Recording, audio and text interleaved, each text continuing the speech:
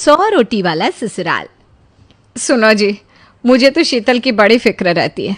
उसका ध्यान तो बस घर के बाहर दोस्तों के साथ घूमने फिरने में ही रहता है। उसे कुछ बोलो तो एक नहीं सुनती। मैं तो कहती हूँ इसकी जल्दी शादी वादी करवा दो, वरना लड़की हाथ से निकल जाएगी। तुमसे ज़्यादा चिंता है मुझे शीतल की शादी की। कल ही वो रामपुर वाले मौसा जी को फ़ोन भी किया था। बता रहे थे एक लड़का है नज़र में। उनका अपना घर है और लड़का भी अच्छा है। अरे तो फिर बस बात चलाओ ना, एक बार देखे तो सही लड़का और घर बार कैसा है। कौन से लड़के की बात चल रही है यहाँ? तुम्हारी शादी की बात चल रही है बेटी। अब तुम्हारी शादी की उम्र हो रही है तो लड़का तो देखना पड़ेगा ना। उफ़ो, मुझे अभी नहीं करनी शादी वादी। ये तो मेरे खेलने कूदने के दिन है। बहुत खेल कूद ली तुम। अब घर के काम धाम सीखने की कोशिश करो, समझी? ससुराल जाकर हमारी नाक मत कटवा देना। सब्जी काटनी तो आती नहीं इसको, तो नाक ही कटवाएगी। अरे मैं इसे शादी तक अच्छे से सब सिखा दूंगी। आप तो बस उस लड़के से इसकी शादी की बात चलवाओ। कुछ दिनों बाद कुणाल और उसकी माँ शीतल को देखने घर आते हैं।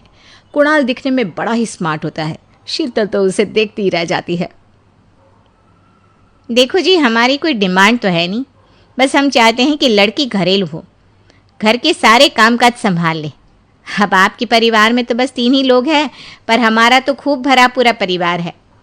बाकी हमें लड़की के घूमने फिरने दोस्तों से मिलने से कोई दिक्कत नहीं है। घर का काम करने के बाद जो चाहे सो करे। अरे वाह, ये तो इतने बढ़िया लोग हैं। लड़का भी इतना स्मार्ट है और ऊपर से इन्हें मेरे घूमने फिरने से भी कोई दिक्कत नहीं है। हे भगवान, तूने तो बिना मांगे ही मुझे सब दे दिया। बताओ जी, और क्या चाहिए हमें? हमारी तरफ से तो रिश्ता पक्का है जी। बस फिर तो हंसी खुशी शीतल और कुणाल की शादी हो जाती है। शीतल मन ही मन बड़ी खुश होती है और उसी खुशी के साथ वो अपने ससुराल में कदम रखती है। आओ बहू, तुम्हारा अपने ससुराल में स्वागत है। ये मिलो अपने परिवार से। ये तुम्हारे ससुर जी, तुम्हारी ननद सुनीता और गीता, सुनीता के पति राजेश और उनके 2 बच्चे राजू और चिंटू। ये ना हमारे साथ यहीं रहते हैं। ये तुम्हारी दादी सास है और बाकी लोग अभी बाहर गए हुए हैं। इतने सारे लोग, ये सब यहीं रहते हैं इस घर में? अरे अभी तो मेरे देवर देवरानी और उनके 3 बच्चे यहाँ नहीं है।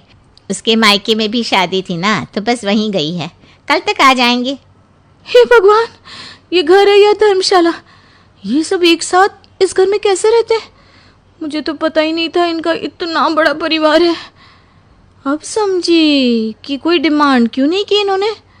ये सब चाल चले मेरे साथ। अरे बहू, खड़े खड़े क्या सोच रही हो?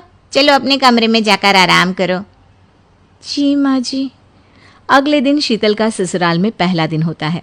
शीतल रसोई में जाकर सबके लिए खीर बनाने लगती है। तभी उसके ननद सुनीता आती है। अरे वाह भाभी, आज क्या बना रही हो?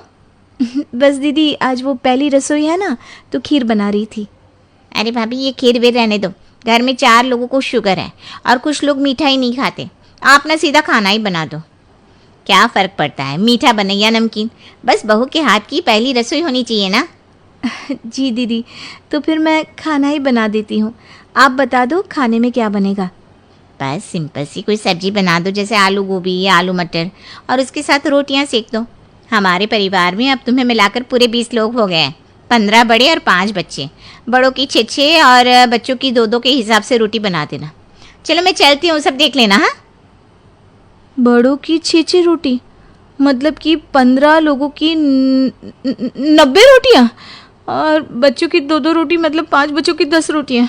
90 और 10 मतलब कुल मिलाकर 100 रोटियाँ। हाय, मैं तो मर गई। 100 रोटी अकेले कैसे बनाऊंगी? माँ, ये तुमने मेरी शादी कहाँ कर दी? शादी से पहले तो मैंने कभी 4 रोटी से ज़्यादा नहीं बनाई। शीतल एक बड़ी सी परात में 100 लोगों के हिसाब से आटा निकालती है और उसे गूंथना शुरू करती है। आटा गूंथते गूंथते शीतल के पसीने छूट जाते हैं। उसके बाद बारी आती है रोटी बनाने की। शीतल एक एक करके रोटी बनाना शुरू करती है और 10 रोटी बनाते ही अपनी कमर पकड़ लेती है। हाय, मैं मर गई। मेरी कमर टूट गई खड़े खड़े, और ऊपर से इतनी गर्मी। मैं 100 रोटियाँ कैसे बनाऊंगी? अरे भाभी, सब बाहर रोटियों का इंतजार कर रहे हैं। ज़रा जल्दी जल्दी रोटी सेक दो। सब